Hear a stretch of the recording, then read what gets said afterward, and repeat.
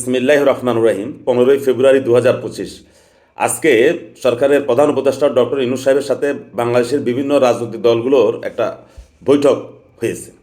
যতদূর জানা গেল যে সেই বৈঠকে আগামী নির্বাচনটা নিয়ে কথা উঠেছে। বিএনপি সর্বপ্রথম জাতীয় সংসদ বা জাতীয় নির্বাচনের কথা বলেছে। জামাত সম্ভবত স্থানীয় নির্বাচনটার কথা আগে বলেছে, এবং কেউ স্থানীয় নির্বাচনের কথা আগে বলেছে, কেউ জাতীয় নির্বাচনের কথা আগে বলেছে। আসলে এখন যে যে সমস্যাটা যেটা বাংলাদেশে দেখা দিয়েছে এই মুহূর্তে, সেটা হলো যে কি জাতীয় নির্বাচন আগে হবে না স্থানীয় নির্বাচনটা আগে হবে। এখন বিএনপি মনা যারা আছে তাদের একটা সন্দেহ যে যদি স্থানীয় নির্বাচনটা আগে হয় তাহলে দেখা যাবে যে স্থানীয় নির্বাচনে অনেক মারামারি ফারাফারি হবে। আমাদের বাংলাদেশে স্থানীয় নির্বাচনগুলোতে সবচেয়ে বেশি মারামারি হয়। এখন যদি মারামারিটা এমন পর্যায়ে চলে যায় যে বর্তমানে যে অপারেশন ডেভিল হান্ট চলছে, হয়তো ওই ধরনের আরেকটা অপারেশনের লাগতে পারে ওই মারামারির পরবর্তী পরিস্থিতি থামানোর জন্য, বা যদি দেশের পরিস্থিতি এমন হয়ে যায় বা অরাজকতা এমন জায়গায় পৌঁছে যায়, তখন দেখা যাবে যে দেশে একটা জরুরি অবস্থা ঘোষণা করা লাগতে পারে। যদি জরুরি অবস্থা ঘোষণা হয়ে যায় তাহলে দেখা যাবে যে নির্বাচন আবার পিছিয়ে যাবে। 2025 সালের ডিসেম্বরের মধ্যে যে নির্বাচনটা বিএনপি আশা করে সেই নির্বাচনটা হবে না। আরও একটা আশঙ্কা যে বর্তমানে যে সংস্কার বলা হচ্ছে, সংস্কারের যেসব প্রতিবেদন ধীরে সুস্থে হেলে দুলে জমা দেওয়া হচ্ছে, এই সংস্কারগুলোর যদি কিছু অংশ, আমি আবারও বলছি, যদি কিছু অংশ বাস্তবায়ন করতে যায় তখন আবার সেখানে ক্রিয়া প্রতিক্রিয়া দেখা দেবে। একটা রোগের যখন ঔষধ খাওয়া হয় তখন কিছু পার্শ্ব প্রতিক্রিয়া হয়, ঠিক তেমনি এই সংস্কার কাজগুলোর যদি একটা অংশ যদি হাতে নেওয়া হয় তাহলে দেখা যাবে যে কিছু সাইড এফেক্ট দেখা দিয়েছে। তখন আবার বলা হবে যে না, যে সাইড এফেক্ট বা পার্শ্ব প্রতিক্রিয়া দেখা দিয়েছে সেটাকেও সমাধা করা হোক। তাহলে এইভাবে যদি করতে যায় তাহলে এই সংস্কার এবং সংস্কারের পার্শ্ব প্রতিক্রিয়া এগুলো বাস্তবায়ন করতে গেলে 2026 সাল পুরো লেগে যেতে পারে। তো এমনি করে বিএনপি বুঝতে পেরেছে যে যদি স্থানীয় সংসদ নির্বাচনটা আগে হয় এবং সকল সংস্কার যদি একসাথে করা হয় তাহলে নির্বাচনটা 2025 কেন 2026 সালেও সম্ভব হবে না। তাই বিএনপি বারবার বলে আসতেছে যে 2025 সালে নির্বাচনটা দেওয়া হোক। তো বিএনপির পক্ষে যে যুক্তিটা সেটা হলো যে যদি একটা নির্বাচন দেওয়া হয় 2025 সালে, যদি বিএনপি বা যে কোনো একটা দল যদি সরকার গঠন করে, তখন বর্তমানে যে মব জাস্টিস চলছে এই মব জাস্টিসটা থাকবে না, বা নৈরাজ্যতা যেটা চলছে এটা থাকবে না। কারণ তখন পুরো প্রশাসন একটা চেইন অফ কমান্ডে চলে আসবে। দেশে একজন প্রধানমন্ত্রী হবে, রাষ্ট্রপতি হবে, উপপ্রধানমন্ত্রী হবে, মন্ত্রী হবে, প্রতিমন্ত্রী, হ্যাঁ, এইভাবে হবে। এবং তারই ধারাবাহিকতায় বিভিন্ন জায়গাতে স্থানীয় নির্বাচন হবে, মেম্বার হবে, চেয়ারম্যান হবে, উপজেলা চেয়ারম্যান হবে, জেলা পরিষদের চেয়ারম্যান হবে। তখন পুরো কাজটা মানে বাস্তবায়ন করাটা সহজ হবে।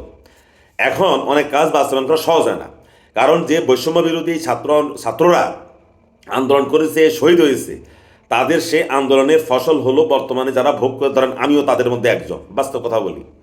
কিন্তু এই যে আমরা যারা আছি, আমরা না ছিলাম রাস্তায়, না ছিলাম বৈষম্য বিরোধী ছাত্রদের সাথে রাজপথে। এখন বৈষম্য বিরোধী ছাত্রদের পক্ষে এই মুহূর্তে রাষ্ট্রের অনেক গুরুত্বপূর্ণ পদে বা গুরুত্বপূর্ণ চেয়ারে বসা সম্ভব হচ্ছে না বলে তারা চেয়ারে বসতে পারছেন না।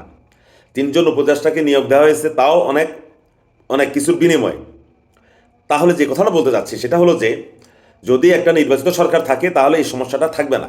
কারণ একটা নির্বাচিত সরকারের অনেক ধরনের ব্যক্তি থাকে, অনেক ধরনের পণ্ডিত ব্যক্তি থাকে, যে হ্যাঁ একেবারে ইঞ্জিনিয়ার, ডাক্তার, উকিল, ব্যারিস্টার থেকে শুরু করে, জজ সাহেব থেকে শুরু করে, হ্যাঁ, প্রশাসনের লোক, হ্যাঁ, মুচি, কামার, রিক্সা ড্রাইভার, সব পেশার লোকে থাকে। তখন একটা নির্বাচিত সরকারের পক্ষে একটা রাষ্ট্রকে স্থিতিশীল পর্যায়ে নিয়ে আসাটা তার পক্ষে সহজ হয়। এই কারণে বিএনপি সর্বপ্রথম জাতীয় সংসদ বা জাতীয় নির্বাচনে দাবিটা করছে।